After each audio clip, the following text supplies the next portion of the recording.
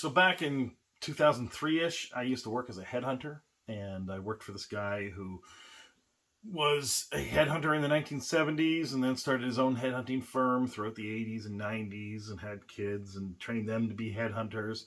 And that's about when I showed up, and he said a lot of things, and a lot of wild things, even for 2003, and today would be nearly unheard of to say certain things, but some things that he said rang true. One of which was like one of those corporate motivational posters on the wall, and it's the only one besides Nike's "Just Do It" that I kind of think makes a little bit of sense. This one was, keep doing what you're doing and you'll keep getting what you're getting. And the implication of that is that if you're doing stuff and you're not succeeding, then if you keep doing those things, you'll keep not succeeding. And if you're doing stuff and you're succeeding, if you keep doing those, you'll succeed. So then, if you are not succeeding and you want to try and succeed, you got to change what you're doing. And if you are succeeding and then you change what you're doing, then that could cause you to not succeed. So that is one of the few corporate slogans that I buy into, and normally I groan at them like the rest of you.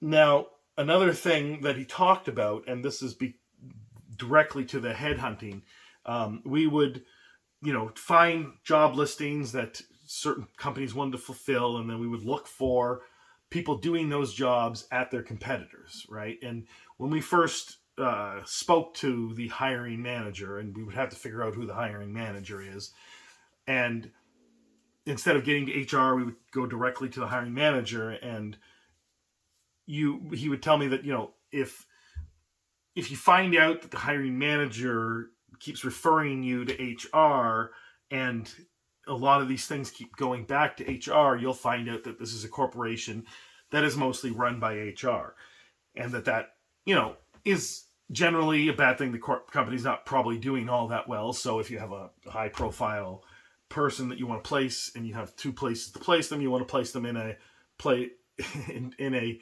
job where they're not ruled over by HR, because at high levels, the people that are successful, they don't want to be ruled by HR. They want to be, they want to be kings of their own destiny, to lack of a better phrase. So this idea of HR kind of taking over a company is a thing that happens, and this is often how a company stops succeeding. And usually HR has a purpose, and it's not necessarily the purpose that people think that it is. It's not necessarily to protect employees. It's, to some degree, and from some people's perceptions, almost wholly there to protect the company from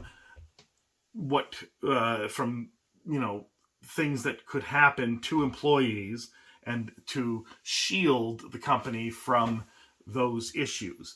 So if you can do stuff that's proactive to make it so that employees don't, do things to each other that could cause a lawsuit, then HR is doing its job. But it starts to branch out into places that it doesn't belong, because it also needs to justify its existence, because it's a zero yield part of the company. It doesn't produce any revenue, right? And a lot of companies look at things that don't produce revenue as not worth it, right? Even though, if you were like in the emergency services department of an aircraft manufacturer, which I was, then you should be, if the person running that is feeling like they're not producing revenue, and therefore someone in the company that is a bean counter doesn't appreciate them, then they should start sending in, reports saying, save the company $4 million today because a plane didn't blow up, that kind of thing, right? So HR could justify its existence by running the right kind of reports and explaining what they're doing to the rest of the company. But often they instead become obscure, like what they're doing can only be done by them, and then they often have these philosophies that they develop, that they learn from other HR professionals, that they think are, definitely right, but often aren't really, and often are counterproductive. And counter to production and make people less productive.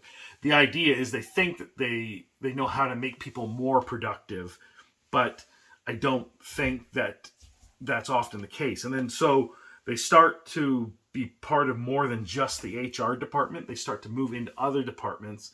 They start to have, I guess, their own little agents in each little department to sort of gear things in the HR way of thinking. And then instead of having decisions being made by creatives and the boots on the ground and the people that are skilled at making whatever it is the company makes or producing whatever the company produces, instead HR starts to make decisions, or at least influence people to either a small degree or a large degree, so that they start doubting their own abilities and they start doing things the HR way, right? And you can see this in a company because it becomes less creative. It was dynamic and innovative when it first started off, and then it suddenly starts to not be that, and its competitors race past it. It's often this kind of thing happening, and I can see that happening in several game manufacturers, and it's unfortunate. And then you'll find that at some point, and this is another thing that my boss said, that who has the power in the company? Is it the director of operations or is it the director of HR? That's kind of the little battle going back and forth. So a company could replace their director of operations, who's weak, to the director of HR or VP of HR or whatever, and put a VP of operations in that has more dynamism and can hold off the HR and even erode its power within the organization. And that is something that can be done.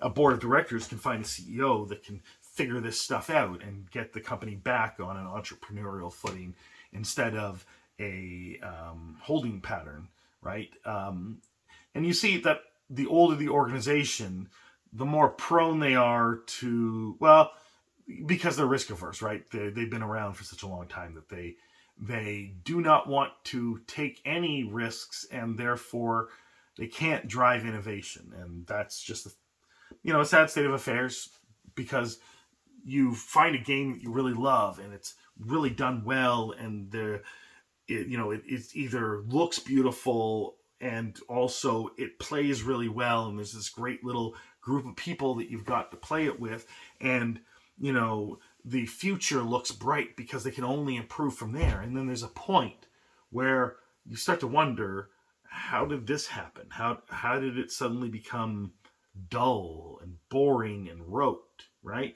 And that could be one of the reasons that it's happening, because the people that have that drive, that dynamism, and the entrepreneurial spirit and the innovation have been sort of, their enthusiasm has been dampened by something like the encroachment of HR. And I just thought that was interesting, and that if you're wondering about, why this game, fell apart, or this game seems to not be as good as it used to be, this could be one of the answers. Anyway, this is only tangentially related to games, but I wanted to talk about it anyway. Let me know what you think in the comments below.